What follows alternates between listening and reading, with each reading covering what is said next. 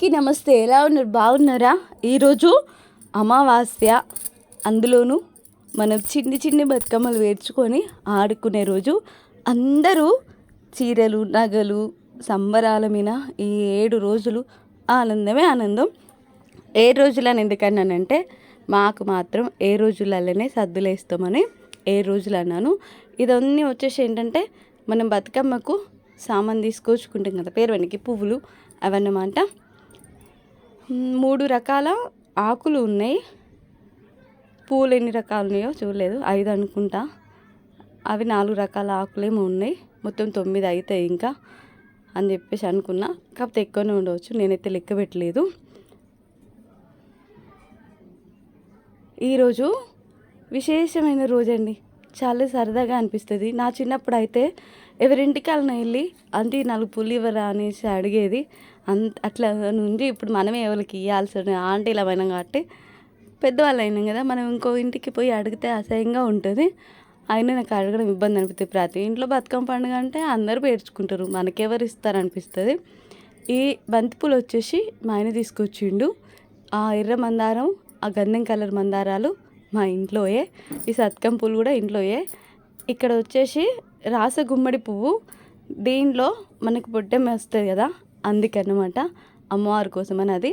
ఇక్కడ కొన్ని ఆకులు పెట్టేసుకున్నాను ఫస్ట్. అదేంటి బతుకమ్మ అంటే పూలతోటే వేరవాలి, ఈ ఆకులతోటి ఏంటి అని అనిపించవచ్చు మీకు. అది చెప్తా నేను. మనము ఏ చెట్టు పువ్వైనా తెంపి పెడతాము అంటే ఆ చెట్టుకు ఆకులు పువ్వులు సమానమే కదా అని నాకు అనిపించింది. అందులోనూ ప్లాస్టిక్ కవర్లతోటో పేపర్ ప్లాస్టిక్ కాదు, పేపర్ బతుకమ్మలు అని చెప్పేసి కలరు పేపర్లతోటి బతుకమ్మని చేస్తారు కదా, ఆ పేపర్ బతుకమ్మల కన్నా ఈ ఆకుల బతుకమ్మలు కాస్త నయమే కదా అనిపించింది. ఎందుకంటే చెట్టు నుండి పూలు వస్తాయి, ఆకులు వస్తాయి. పూలు ఆకులు పెట్టడంలో తప్పు లేదు కదా అని నాకెందుకో అట్లా అనిపిస్తుంది. ఒక్కొక్కరి విధానాలు, ఒక్కొక్కరి ఆలోచనలు ఒక్కొక్క రకంగా ఉంటాయి కదా.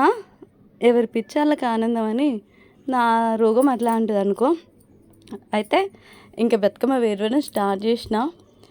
ఎల్లో, రెడ్, ఆరెంజ్ కలర్లో ఇంకొకటి అయిన బంతిపూలు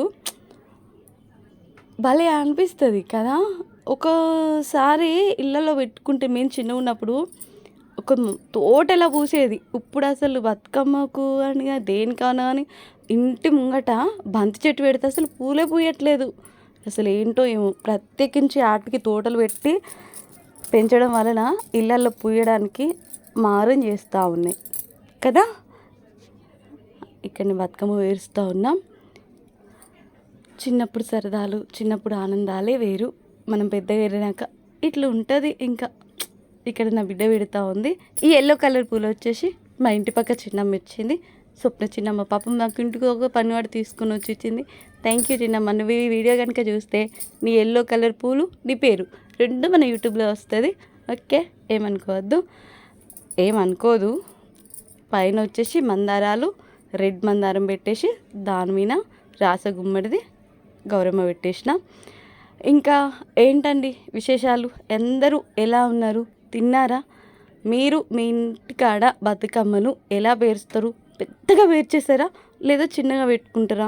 మీ ఇంట్లో పూలేనా లేకపోతే కొనుక్కొచ్చుకుంటారా? లేకపోతే ఇంటి పక్క వాళ్ళు ఎవరైనా ఇస్తారా? అంటే మాకు పెట్టుకోవడానికి అంతగా ప్లేస్ లేదు, పూల చెట్లు అవి ఇవి ఎక్కువ పెట్టుకోవడానికి.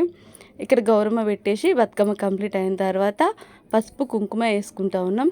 ఈరోజు మాత్రం ఏంటంటే మన ఇంట్లో చేసిన పసుపుతోటి గౌరమ్మను మాత్రం పెట్టరు. కాస్త పసుపు కుంకుమ వేసుకోవాలి పొడిది.